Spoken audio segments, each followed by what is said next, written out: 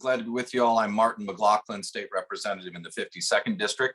I am at the crossroads of 4 counties in my district: Kane, Cook, Lake, and McHenry. I was happy to participate today. I've got a little different take, as I was mayor of my community from 2013 to 2021, prior to being elected as state representative in the 102nd General Assembly. I have been fervently advocating for common sense and local control since May of 2020. As mayor in my town, I was offered the same emergency unilateral control opportunity from legal counsel, but I rejected it. At a time of crisis, I believe true leaders ask for more input from their councils, their commissioners, and their legislators, and not less. We stayed open throughout the COVID crisis while mayor without incident, using common sense safety measures. As a mayor, I had a unique perspective of witnessing firsthand exactly how the viruses and the mandates were affecting local businesses. The executive mandates from the county forced our citizens to stay within their homes, out of our schools, out of our places of worship, and closed an assortment of businesses. However, to Representative Boss's point and Morrison, big box stores were allowed to remain open, record profits, while devastating our Main Street businesses and our communities. As we enter 2020, the mayor of Chicago, the board president of Cook County, and Governor Pritzker continue unconstitutional use of these mandates on private citizens.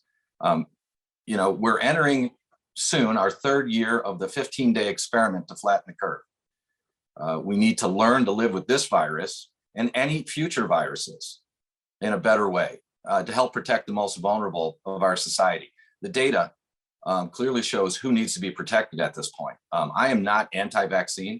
I'm pro-common sense.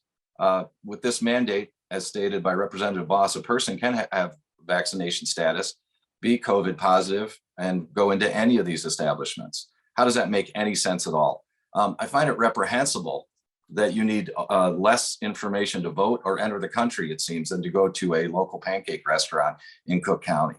I've had enough, frankly, of elected officials acting as part-time epidemiologists, telling us it's either vaccine or ventilator. We've learned a lot in the past year and a half.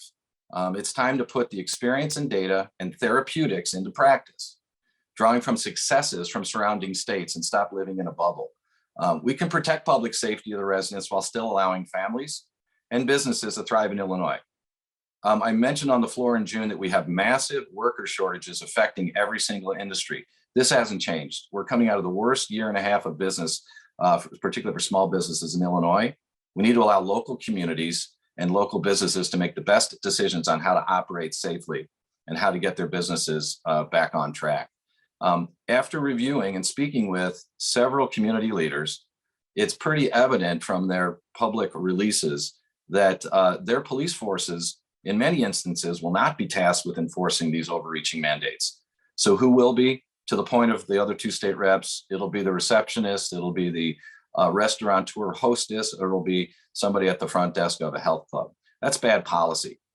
People don't want to be asked medical questions by store clerks or restaurant hostesses. I've spoken to a number of business owners in my district, one in particular who was interested in coming on today, but then thought better of it, did not want to be targeted. This person owns 10 restaurants in Cook County, McHenry, Lake, and he has given me his numbers, and they have been devastated in the last few days, not only in this Cook County restaurant, but by the fear that has been created, in his opinion, by these mandates. He has less people attending or occupying his restaurant, and he's actually had to release a number of workers. It is not a good position to be in.